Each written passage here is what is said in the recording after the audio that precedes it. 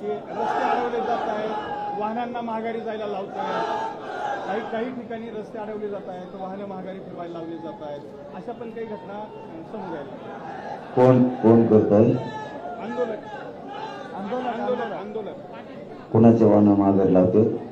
सर्वसामान्य जी रहदारी करतायत, चालतात वगैरे त्यांची हा रस्ता थांबणे, घोषणाबाजी करणे किंवा वाहनं अशा काही किरकोळ घटना. नाही, पोरांना सांगणं आहे की रस्त्यात फक्त गाड्या लावू नका, तुम्ही मैदानावर लावा आणि मग तुम्हाला तुमची गाडी सुरक्षित असली तुम्हाला मुंबईत येता येईल. मग बार ते सांगायला लावू नका. आता बोलायला जास्तीचा त्रास होता, त्यामुळे सांगितलं तेवढं ध्यानात ठेवा.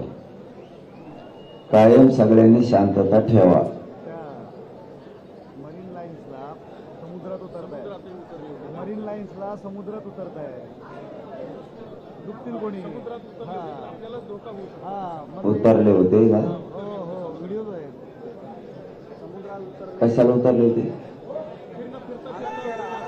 मजा मौज मजा मौज म्हणते ना, समुद्रात फिरून या, जरा विमानतळ बघा. हा तर ते आता समुद्रात चाललंय. ए मोक्कार जाऊन हो, समुद्रात जाऊ नका. तिकडं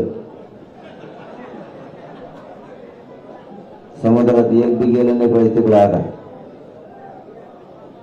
एखाद्या लागण काय होईल, अजिबात मला तिकडे गेलेला माणूस दिसला नाही पाहिजे. आता पाण्यात आजूबाजूने पाहिलं ठीक आहे, परंतु पाण्यात मला एक बी माणूस गेलेला नाही पाहिजे. नाही तुम्ही तुमच्या घरी जा.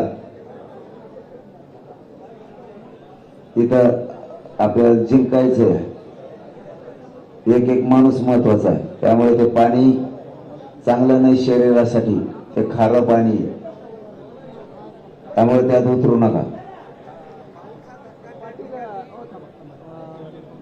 आरक्षण उपसमितीची आज 2 वेळा बैठक झाली. त्या बैठकीमध्ये एक पेच प्रसंग आलेला आहे की सरसकट कुणबी संबोधनात सुप्रीम कोर्टाचा नकार आहे. आता ते तुमच्याकडे कसं यायचं असा एक प्रश्न उपस्थित पैशात अडकले. आता हेच तिथे आहे. महाधिवक्ता म्हणजे ॲडव्होकेट जनरल ऑफ महाराष्ट्र त्यांनाही तिथे बोलवलं होतं. आता ते त्यावर काय तोडगा निघू शकतो याची चाचपणी करतायत. महाधिवक्ता पुढले